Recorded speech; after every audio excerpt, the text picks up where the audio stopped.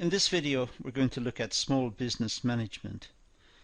So we're going to look at particular topics and issues that confront small business. We're going to look at ideas that we run into, we come across when we study small business, and just try to clarify some of those ideas.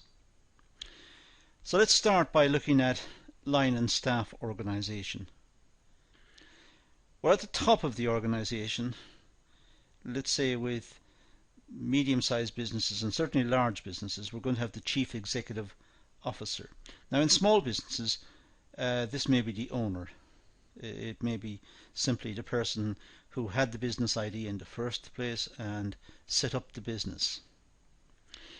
But if we take a larger organization for the moment, we can see that under the larger, in this larger organization, under the CEO will be, let's say, the marketing manager, and under the marketing manager there will be a number of perhaps additional managers or workers or employees or specialists in some way supporting the marketing effort. Likewise, we have a production manager, and again staff reporting to the production manager, a finance manager who may be in charge of the accountancy section, and again there may be accounts clerks and finance personnel reporting to the finance manager within that section. There will be perhaps a distribution manager to ensure that the products, when finished, are distributed correctly, and again with workers reporting to that manager, and also perhaps a HRM manager with, of course, staff reporting upwards. Now, as I said, that would be a good representation of a medium-sized business where there will be many functions running across the range of activities of the business, ranging in this case from marketing all the way across to, let's say, HRM. And under each of these, in the various departments, there will be perhaps many people, many employees engaged in various functions. But as, in a sense, we shrink the business, it becomes a smaller and smaller business, we may get down to one person doing more work, carrying out more functions. So if we consider a business right at the start of a phase, it may be just one person with an idea. Well, that one person is the entrepreneur. That one person is about to bring the idea into existence, but that one person has also got to look after the accounts and develop the product, look at the marketing of the product. That one person has got to perform a lot of functions, and that will, as the organization grows, that will change. That one person, the entrepreneur, the person who started the business, may become the owner-manager and have managers reporting to him or her underneath. So there might be a production manager, let's say, or a marketing manager. And later on, those managers will have people reporting to them. So we move from the very small up to something we've got on the screen. And indeed, large corporations can be a lot more sophisticated than this, with many different types of managers cutting right the way across the organization. Now this introduces us to something called the span of control.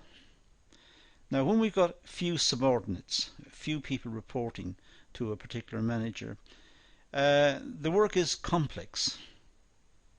With few subordinates, the owner-manager or the person in charge of that section will have to perform a lot of functions, will have to deal with many tasks, and that makes it complex because there are fewer people taking on the roles of looking after particular functions. The workers need detailed supervision as well.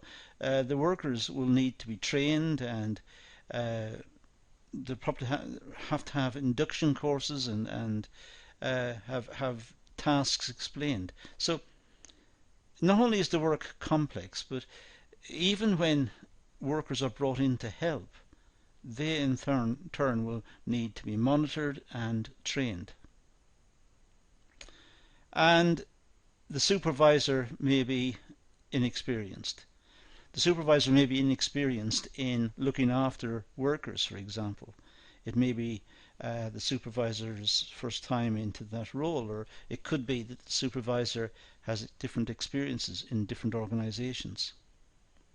But the point here is that the span of control is, if we look at the diagram on the right, put the cursor on the screen, here would be the manager, and here are the number of workers reporting to that manager. So in this case there are 3.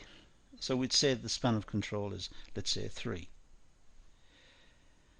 Now with more subordinates the work is moderately challenging, because more subordinates, more people doing the work, better division of labour, better allocation of tasks.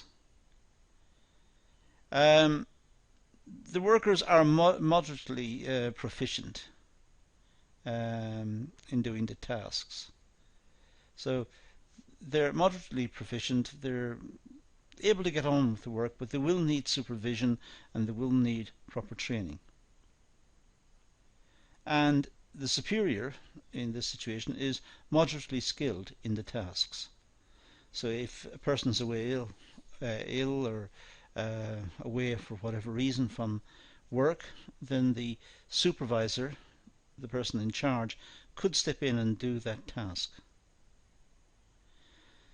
So the span of control here is different to the above one. We see the manager at the top on the right hand side, and in this case we have 6 subordinates reporting to that manager.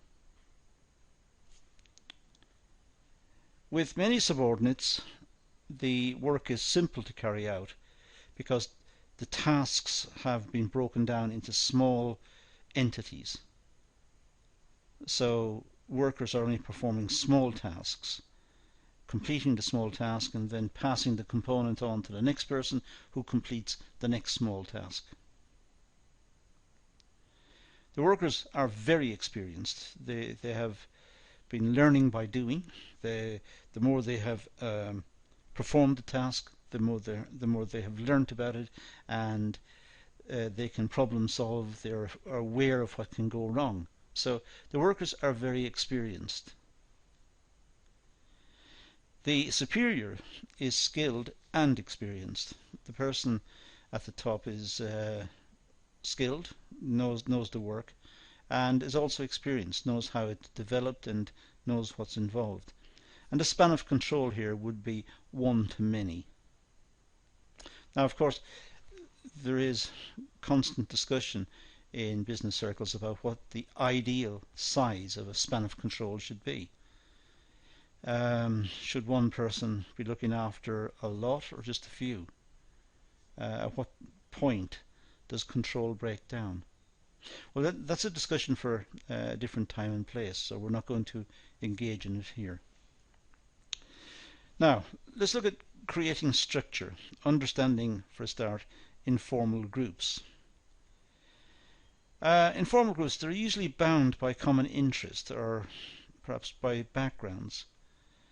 So informal groups, they are not structured, they are not developed and designed by the organization. They simply come into existence. And they come into existence because they have something in common. They have a common interest or they have common backgrounds. Within the workplace, it's often the case that workers who are doing essentially the same tasks will start to form informal groups. They will start to form groups and develop common interests, and it can even develop into social groups outside of the workplace. They tend to have a changing and informal leadership hierarchy. Informal groups, sometimes one person may be seen as the leader, at other times somebody else is the leader. It's not formalized, it's not regulated in any way. It simply happens. So it's as if different members of the group take turns in being the leader or being the mover within the group. Generally, well motivated and supportive, and can be efficient if focused on the organizational goals. Informal groups, because no one's forced them into existence or designed the group, because they are informal, they tend to be highly motivated and quite supportive of each other's and of each other's efforts. And therefore, they can be seen as efficient if they're focused in the right direction. If they're pointed in the right direction, they can work together to problem solve and to meet targets. They are almost self-contained. So there are a lot of advantages that we can see in informal groups. Now, delegating authority, well, allowing a subordinate the right to act on behalf of the superior. That's what we mean by delegating authority. It means that the manager allows someone else to perform certain functions without close supervision. Now, the benefits of delegation, well, gives the superior time to perform more important tasks. So delegation is a good idea because it frees up the manager. The manager doesn't have to do everything. The manager has to trust the person to whom the work is delegated. But if the manager has confidence in that person and that person can successfully complete the tasks, then that means the manager has more free time or spare time to dedicate to other tasks. But it also develops the subordinate's skills. The person who receives the tasks that has been, in a sense, honoured by the delegation, that person will have a new set of skills, new responsibilities, a more perhaps responsible attitude towards work, and will be able to do wider functions. And that's a good thing, because should the manager be away, let's say, away from the organisation ill, then that subordinate can step in and perform those tasks unsupervised. So the organisation is able to continue going. It improves two-way communications. It's good for the organisation because the person to whom the work is delegated and the manager who's delegating it, they are in close contact. They have to have good communications, and the whole process of delegation promotes good communications within the organisation. Now, controlling operations. Well, we can see the importance of business planning in terms of the direction the business is going to move and the types of products it's going to develop and where it's going to be located and how it's going to do it. So there'll be a full business plan, a strategic plan for the long run, and an operational plan explaining how the business is running currently. But the business plan will set standards and set out strategy. That's important. It's important that the organisation knows where it's going. It must have some target, otherwise it's just drifting along. But it's also important to monitor performance against set standards to see how well it's doing. It's not just good enough to be moving in a particular direction. Is it moving efficiently and at the right pace? So how is that gauged as well? How is it measured? So what are the performance indicators? And if it's off course, if it's not meeting the performance requirements that are set, the performance standards, then corrective action should be taken. And this may need managerial intervention to try and turn round the problem. So that corrective intervention, once it's taken place, there should be a review process to see what went wrong, how it was fixed, why it was allowed to develop in the first place, to try to develop plans that do not enable these issues to arise. And in developing those plans, of course, there is a feedback from the review process back to the planning process. So the next set of plans will be more robust and more accurately drawn compared to the plans who had the problems previously. Now, stages of the control process. Well, we have preventive control to try and intervene to stop something from happening, stop a breakdown, for example. We have to have regular programs of maintenance control to make sure that the machines don't break down, to prevent a stoppage, to prevent the organization from meeting its requirements or its objectives. So we have preventative control to stop any adverse situation arising.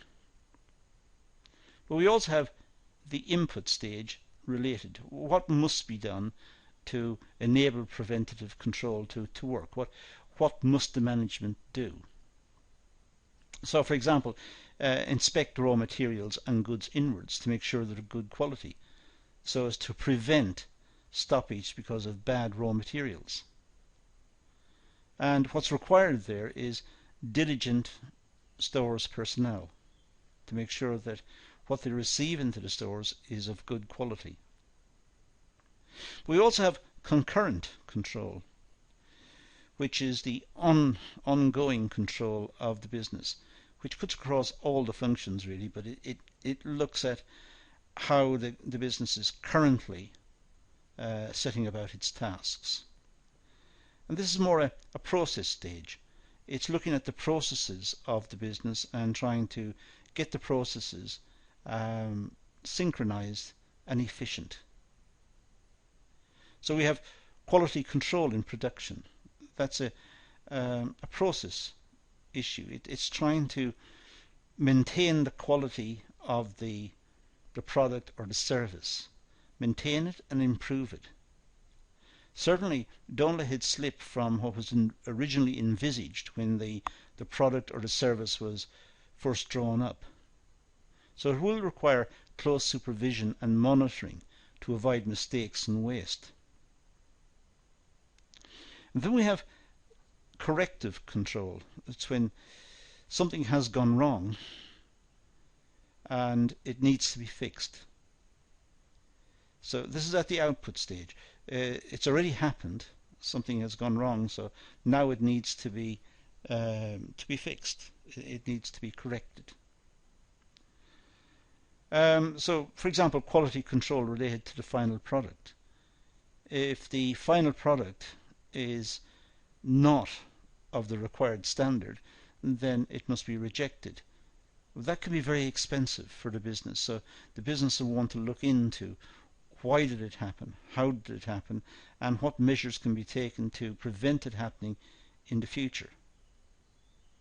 It's also the case that the organization will want to look at budgetary control to see how it's managing its resources and to see if expenditure within budget categories are overspending or underspending, and to try and take corrective action to ensure that the budgets are not being overspent, that there are large variances on the budgets that were not anticipated. So again, it does require close supervision and monitoring. Now, communicating. Well, it's important to develop and encourage two-way communications. It's important that the line staff should be able to communicate with the middle management and the senior management. But in small businesses, it's important that the staff perhaps are able to speak to the owner or the manager of the business. Sometimes they may have suggestions for improvement, or sometimes they may have problems with the organization, the way it's designed, or they may perceive some unfairness about the way remuneration is calculated, or whatever. But it's certainly important that there is two-way communications, and that is not just allowed, but it's encouraged, because that's important for the long-term growth and stability of the organization. That feedback is very valuable. Periodic performance review sessions for feedback are a good idea. Sometimes managers, even in very small organizations, may set aside one day perhaps every month, or one day every 6 months, or perhaps an afternoon or a couple of hours, whatever it is, depends on the situation. They will set this aside to talk to an employee about issues, to discuss what could be done, to discuss how they see the work and what issues they've confronted, and also set targets for them to achieve in terms of their own development. Bulletin boards to keep employees informed are a good idea. Clearly the information contained on the bulletin board would be very generic and cut across everyone within the organisation. There would be nothing in particularly personal or related to any particular group of employees, but generally speaking just indicating general information about the organisation. So it's a way of, again, passing on information. Some organisations do use local area networks, LANs, and are able to send messages to staff very quickly, and simply by assigning the staff to a group and then sending the message to the group. But not all organisations have that, so it may be that the organisation uses a website and posts information on the website. If they want to communicate more securely, the website may have a login facility, or they may use some sort of security in terms of packages associated with websites, so that the staff can then check what's happening at their leisure. Perhaps when they're at home, just log on and see what's happening within the organisation, and are kept informed.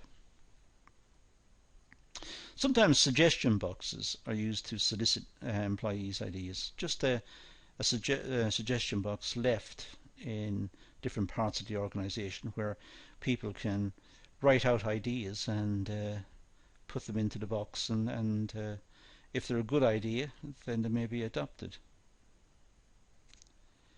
Staff meetings to discuss issues and problems.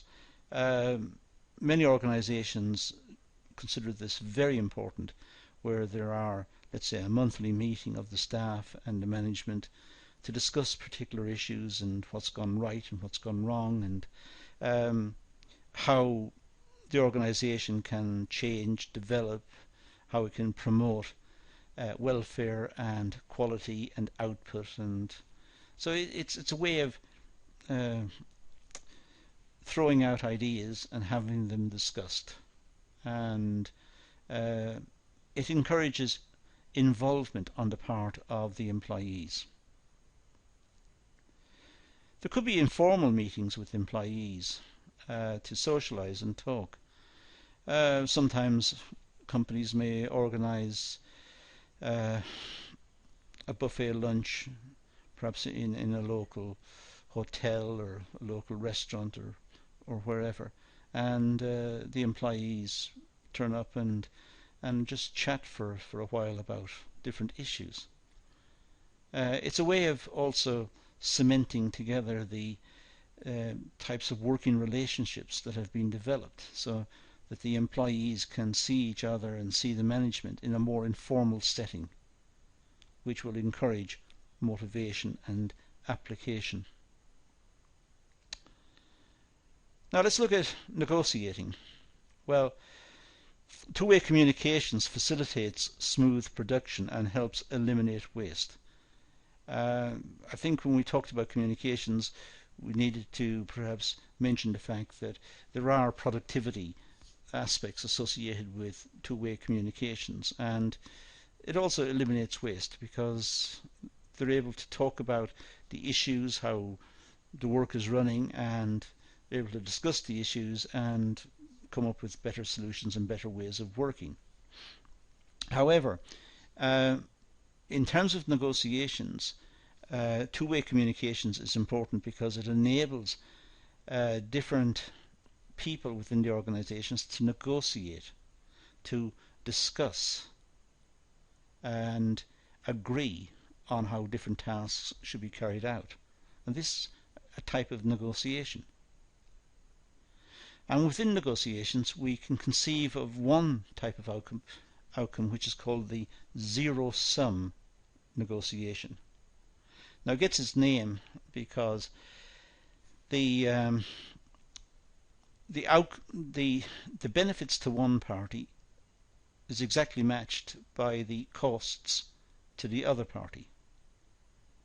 So what one wins, the other loses.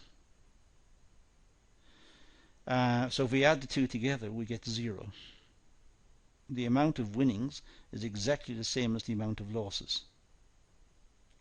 It's based on an idea in an area that's closely related to economics called the theory of games, and it's a very important and I suppose one of the situations that is studied first of all, or near the start in any study of the theory of games. So a zero-sum situation is where one wins, the other loses. And in terms of negotiations and small business, if workers are asked to work more, so they, in a sense, they lose because they're working more, but the management win. So the management win what the workers are losing. They're losing more, perhaps spare time. They're losing more of their personal time. They're working longer hours. But the organization is gaining. So whenever one person wins and the other person loses, it's a zero-sum situation. There's also what's known as a win-win negotiation. This is when both parties stand to gain from the negotiations, when both parties can win. For example, if the organization is proposing to invest in some new machinery and some new processes and new products, then they're going to win by having bigger returns and more profits and a bigger organization. But the staff who will be employed to use these may also win by having higher salaries and more remuneration, better working conditions and so on. So it could be a win-win situation. Both parties stand to benefit. So when we think of negotiations, we tend to look towards situations which are either zero-sum or win-win. But there are situations in between. We're not going to go into it here, but the theory of games is a very well developed set of ideas and theories, and it is also quite complex to study. But these two simple situations we've got here are quite famous, the zero-sum and the win-win situations. Now, when we think of small businesses, it's often the case that the owner of the business will have to make a presentation and will have to present ideas about the business. It could be a presentation to financiers, or it could be a presentation, a pitch as it's called, to business angels or to venture capitalists, people who they want to invest in the business. But in fact, presentation skills are required in many different functions. Lecturers at universities and colleges must have good presentation skills. They must be able to engage the students and present ideas clearly. But also students must have good presentation skills in terms of getting themselves a good job, for example. They must be able to present themselves. So what I'm going to do in this particular set of slides is go across some presentation tips which would apply to the management of small business, people making business presentations, students making presentations, tutors making presentations, whoever. So let's just run across various presentation tips and see what's involved. Well, for a start, it's absolutely imperative that the person making the presentation should have good knowledge of the topic, should have a deep understanding of the content, because there may be questions on it, and if they can't answer the questions, it looks bad. No one's going to have confidence in the presenter. So the topic that's being addressed should be very well researched and understood by the presenter. It's a good idea to involve the audience, which may mean sometimes asking a general question of the audience, not one to intimidate the audience or alienate them. Don't ask something which requires extreme knowledge or expert knowledge, something which will just engage them and keep them interested. So it's important to involve them in some way, or give examples that they could relate to. Emphasize relevant and important points. It's important in a long presentation to specify exactly what's important and what should be remembered and what is relevant. There may be a lot of other points which the audience can then choose to ignore or not to think too much about, but there are some points which are important, and those should be highlighted. Use appropriate body language. Try to make eye contact. Look like the presenter should look like he or she is interested. Should not walk around too much, but at the same time should not stand like a statue. There should be some animation, but not a lot. It's not wise to walk around a lot during presentations. Don't wave arms around a lot, or stand obviously with your back to the audience, or these are obvious points. Just use appropriate body language, realizing that the presenter is in a position to present a set of points, not to distract the audience, or to not even there perhaps to entertain the audience, but instead to get across a certain set of points. If possible, use presentation packages, for example PowerPoint, but use them with care. And remember, the message is important, not the presentation wizardry. Don't use lots of animations to try and impress the audience. Have words and sentences flying in or fading in, or exploding out of the picture, or these are distractions. What's important is the message, not the ability of the person who's preparing the PowerPoint slides to do lots of animations. That's not what it's about.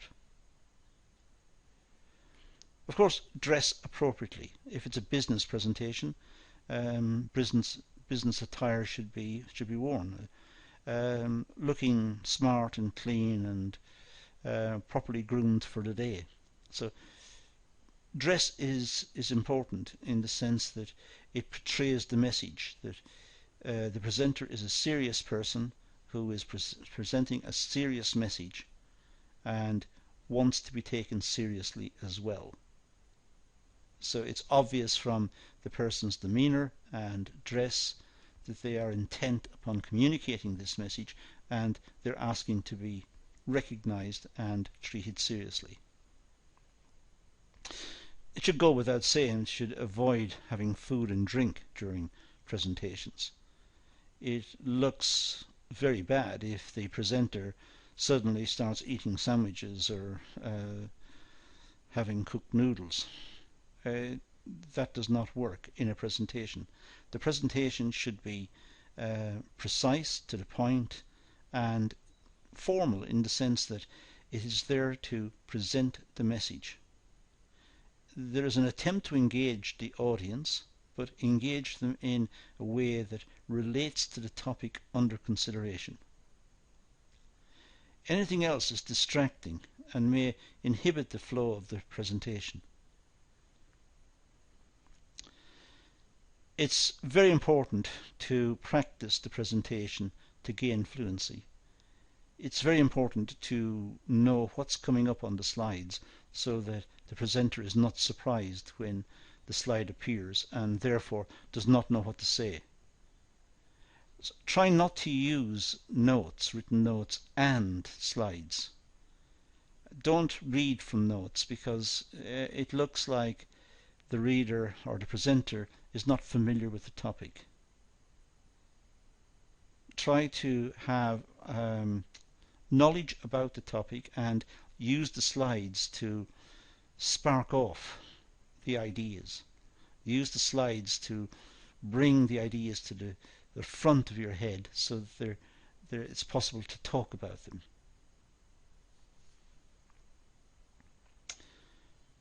It's also another important feature, particularly in small business, that not only should the presentations that the small business person makes look very professional, but they should also be able to deal with time management issues.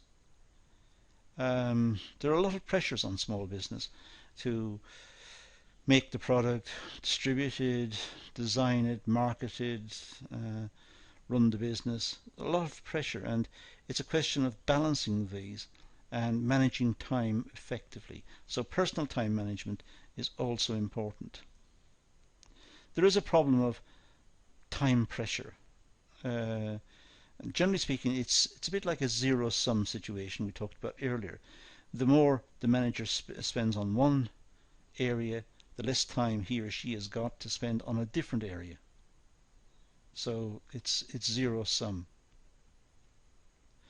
And many owner-managers work long hours.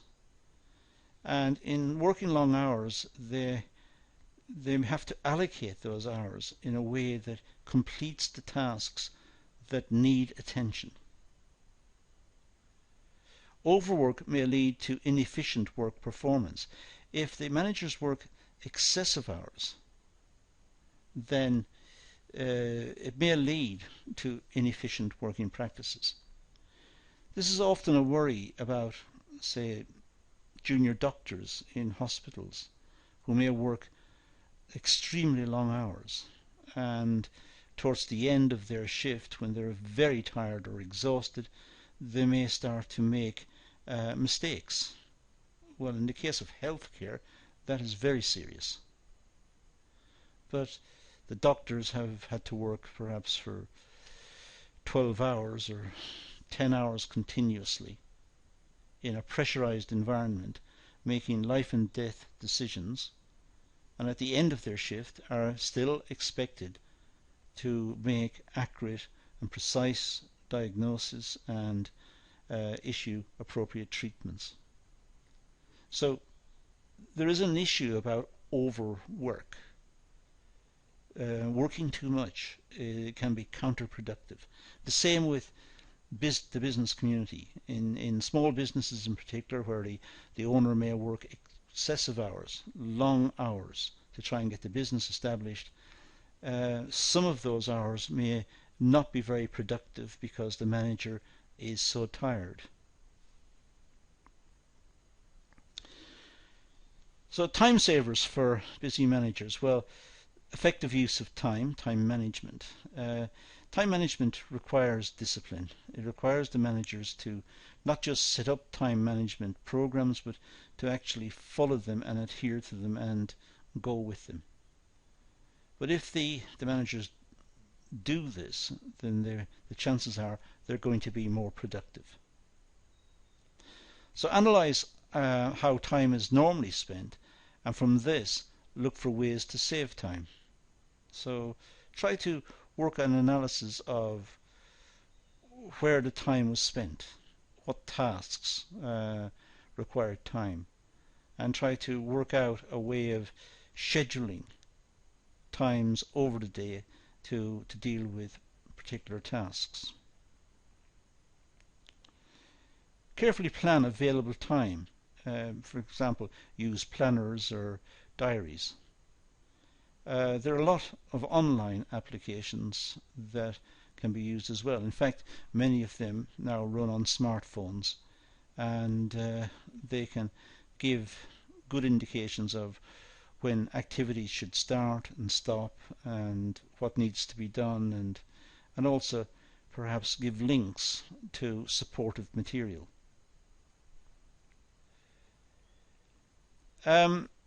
Deal with unpleasant or difficult tasks as required. Sometimes when tasks are difficult or unpleasant, people don't like doing them, they tend to be left to deal with them later. But they're still just there, and in fact they are now known to be there. The managers know that they've got to deal with them, so probably the best tactic is to deal with them immediately and get them out of the way. It's very important to try and limit meeting times. Meetings can become very long and very discursive, very protracted. People, perhaps at the meetings, make long talks about particular points, and others may chip in and agree or disagree, and there will be more discussion. Sometimes meetings need to be controlled, and good chairmanship is required to try and keep the meeting within the time span that's agreed. But generally speaking, try to keep it to about an hour, which seems to be a good time period for many meetings in many situations. But certainly not to allow the meeting to carry on and on, because productivity is not promoted in that way. The outcomes of the meetings will not necessarily be improved by long discussions. Now, prioritizing time and attention. Well, pay attention to critical activities. Critical activities are the urgent and important ones. It's clearly important that the managers should look out for what is critical, what is it that needs to be done, what is it that must be achieved. And the managers should pay particular attention to those points and try to achieve those as quickly as possible. Deal promptly with issues that are important. Not urgent, but important. Sometimes there is a distinction between what's urgent and what's important. Urgent points mean they should ideally be done now, very soon. But they might be urgent but not that important. It's important to deal with the big issues, the ones that absolutely need to be done, and make sure that they are completed on time and to a good standard. And then move back and look at the urgent ones. Perhaps the timescale has been missed on the urgent ones, but the important points have been dealt with, and that's the main thing. Ideally, the management should not have got into the position where they had to choose between the two, that both of these were factored in much earlier and dealt with when there was perhaps more time available at an earlier stage.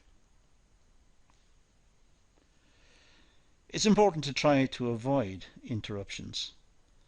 There should be a type of protocol within the organisation to state when it's appropriate and when it's not appropriate to make contact with particular people.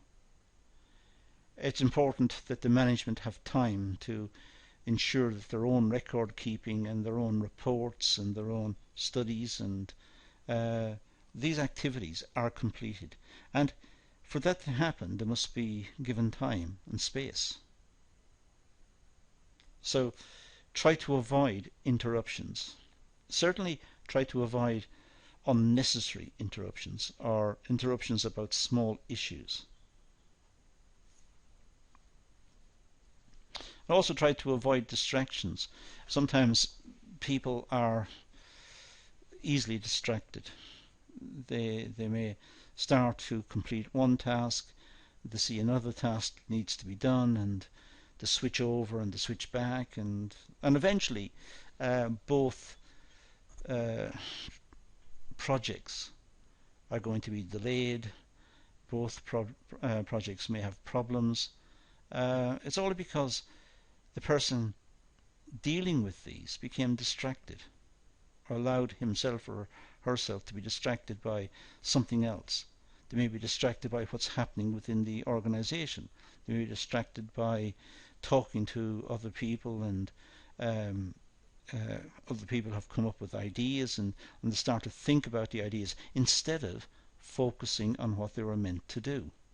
So they should not get distracted. Now, outside management assistance.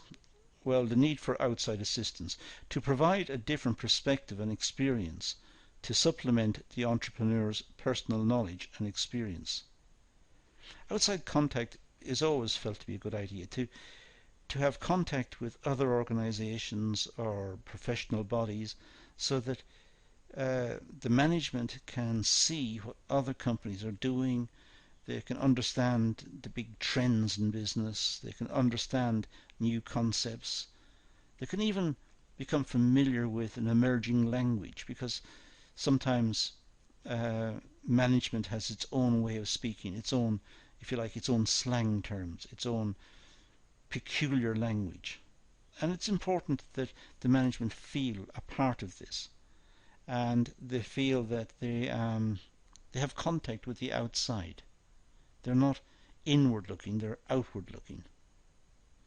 And that will enable them to try to understand their customers, customer requirements, changes in the market, changes in technology, changes in working practice, globalization. They'll have a much fuller understanding of these processes through outside contact.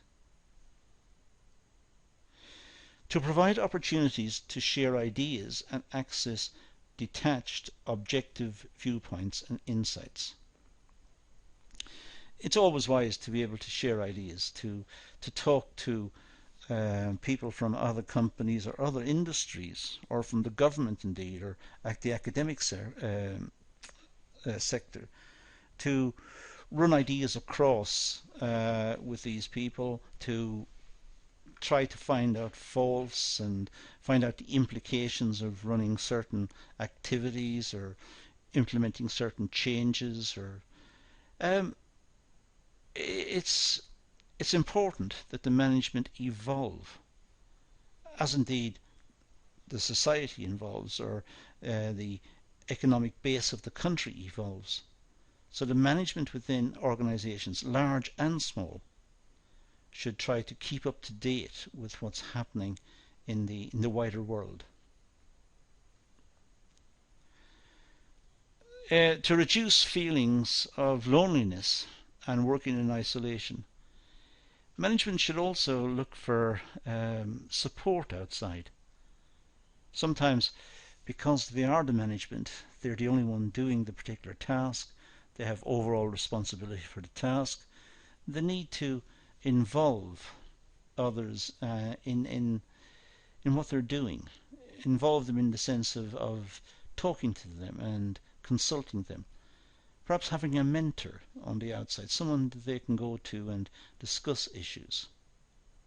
It's not that they're necessarily going to get the right answers or even get any answers, but at least they have an opportunity to talk and rationalize and understand the issues, so that they have a greater understanding of their work and their obligations and the various processes that they're involved in.